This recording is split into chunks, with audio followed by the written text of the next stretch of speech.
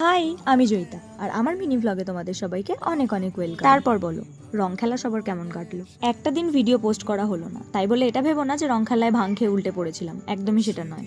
আর এটা কিন্তু আমার রং খেলার দিনের ভ্লগ নয়, এটা কিন্তু রং খেলার আগের দিনের ভ্লগ। রং খেলার দিনের ভ্লগটা আমি অবশ্যই তোমাদের সঙ্গে শেয়ার করব, যদিও বেশি কিছু ক্লিপ আমি নিতে পারিনি, তবু যেটুকু নিয়েছি তোমাদের সাথে অবশ্যই শেয়ার করব।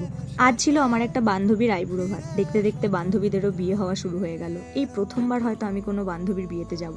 ঠিক করে রেখেছি অনেক মজা করব।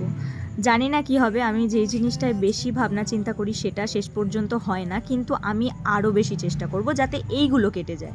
আমরা এই আইবুড়ো ভাতের আয়োজনটা একটা বান্ধবীর বাড়িতেই করেছিলাম, তো সেখানে তাকে খাইয়ে তারপর আমরা খাওয়া দাওয়া কমপ্লিট করি, তারপরেই বেরিয়ে গেছিলাম একটু ঘোরার জন্য। হাঁটতে হাঁটতে বেশ গল্প করতে করতে একটু ঘুরে এলাম।